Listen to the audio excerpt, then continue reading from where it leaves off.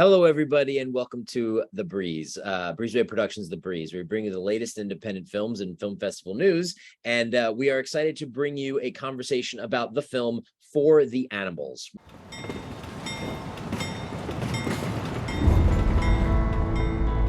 Dear God, please watch over us today as we go into these areas of town. If there's an animal, a dog, a cat, or otherwise that we should find and help, please make them visible to us and give us the strength to continue this important work. This one needs some help. Look at this dog living. Look at him on that. My God. Tena Lundquist Faust and her sister Tama are the founders of a nonprofit called Houston Pet Set. The situation here in Houston is dire. It's a quality of life public safety issue. We have too many stray animals on our streets. They did not sign up for this. You know, when we domesticated them, we made a deal with them. We would take care of them. They would be in our homes. We would feed them. We failed them so miserably. Animals living in complete filth, suffering. Rescues are full and the streets are packed. What do? I'm a street feeder here in what is called the corridor, the place where they dump dogs that have been used for breeding, that have been used for fighting and baiting. How has it gotten like this? Why don't the elected officials care? I get mad at the people that don't do anything, because if everybody would do a little bit, we could fix it. Everybody's looking for someone else to do it, right. But we have to be the change that we want to see. Tina named him Walter. Walter! They're kind of like these unicorns of rescue. They can make so much positive change in the city of Houston.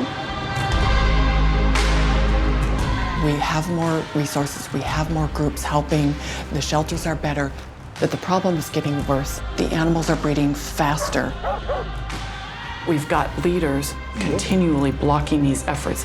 Until we change the hearts and minds of people, we will carry this burden. At this stage, we wonder, is there any hope for the animals? We have co-directors Sadhvi, Siddhali, Shree, and Sadhvi, Anubhuti here with us today to talk about the film. How are you, ladies? Hi, good, Alex. How are you? Very well. Thank you for taking the time to speak with me today. So we'll kick things off by talking a little bit about For the Animals. Tell me a little bit about it. So For the Animals is a documentary really highlighting the stray animal crisis in Houston, which really reflects what's happening in the United States. There are so many dogs and cats, companion animals that are just roaming the streets. They're hungry. They're left because one, the family just kind of lets them go. A lot of abuse, cruelty, fighting, negligence, and really unthinkable things. So we wanted to, as monks, highlight, this issue to raise awareness. So this way it attracts national attention and resources. Interesting. So the subject matter, it's not one that I see very often. Where did this come to you from? And why did you feel like now was the right time to tell this story? So we are Jain monks. And the foundation and the principle and the base of everything that we do is the principle of nonviolence.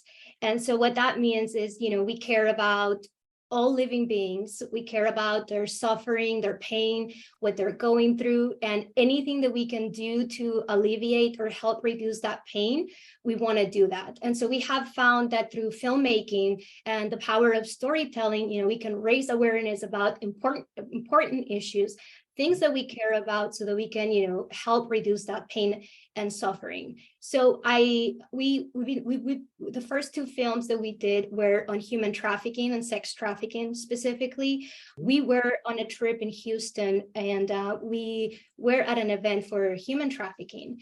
And we happened to sit with Tena and Tama Lundquist at the table of the event. And they brought it up, this issue of animal cruelty and abuse in Houston.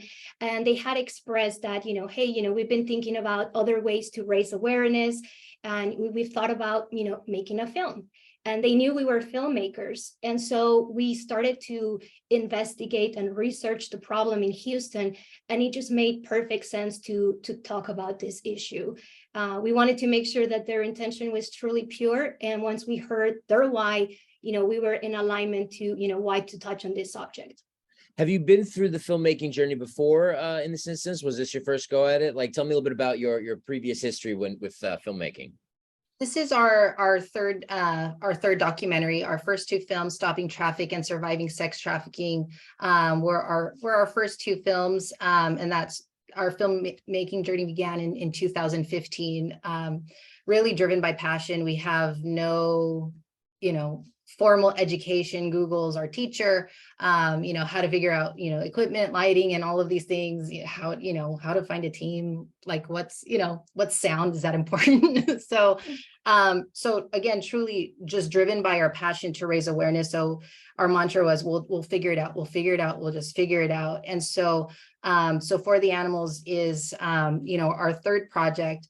The first two addressing human suffering from trafficking, and then animal abuse, which is, of course, another difficult topic. And for us as monks, it's like we want to shine the light on the dark things and the taboo things people don't want to talk about, because truth is bitter. But if you know how to present it in a certain way, you make it palatable, I guess, and so this way the education's there, the awareness is there, it's in people's minds to a degree. And through that, change begins to happen. But someone has to do that hard part. So. That energy is great. It's like who needs film school when you can go and then learn it all basically on your own accord. You find out what works for you, and that you've been able to successfully do it 3 times, including this upcoming film, For the Animals. Did you work or find any other nonprofits or organizations that joined you along the way to do this? Was there any contributing factors to that? And what have you seen after these documentaries have released? Did you see great results besides awareness for these factors? Yeah, we have always looked for other nonprofits, for other organizations that are trying to help alleviate the suffering, whether it's in human trafficking or now with the animals. And so, yeah, we've been always researching it. We've worked together, and the result of the films, it's clear. It makes a difference. We go from making a film or a movie, we say, to making a movement, right? That's the goal with the films, is we want to create a movement. And I can tell you that the first 2 films, they have been watched by millions of people. The second film got picked up by Stars. And so that opened up even more reach. And recently we got picked up by Voices of America as well.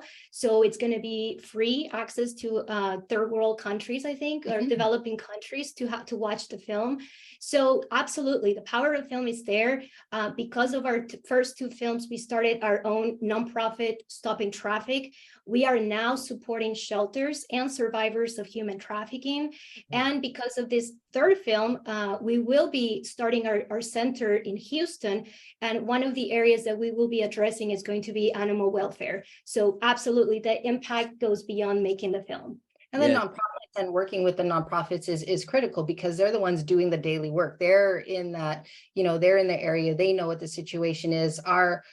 How we can come in and help a little bit is to raise awareness of the amazing work that they're doing. And so even with the last film, partnering with them on the theatrical release, that, hey, you lead the Q&A, you talk about, what's going on. And so same thing, bringing in one Houston Pet Set, Emancipet, Unity for the Animals. There's different organizations even for this documentary, because it is important to work with, the organizations, because they're the ones with limited funding, and having, bringing their cause to the screen is very important to the situation, because we all want to solve it.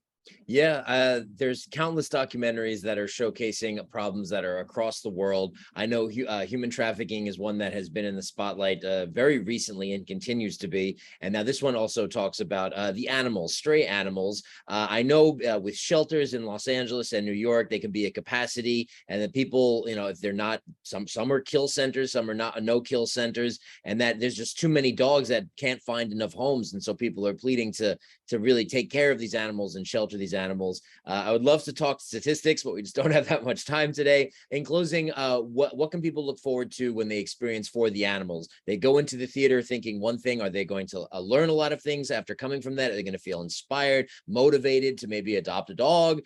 What do you think? I think definitely learn about the issue, why it's happening so much in Houston. But at the end, of course, you know, the hope is that people will become inspired to be a part of not the problem, but the solution, and how every individual can play a big role in solving this problem, because we know that this problem is solvable. It's something that everybody can be a part of.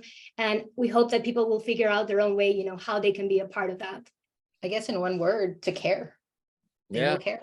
The world needs more empathy. That's the bottom line with everything, really. We become so desensitized because of so many things that are happening, which just make us feel hopeless. But to see something that brings hope into people is really something that viewers want to see. They want to see good news. So we hope that this film stirs an emotion with you that makes you become active and then participate in trying to solve one of these problems, specifically this film, For the Animals. I want to thank both of you, Sadhvi and Sadhvi as well, for speaking with me today about your film, For the Animals.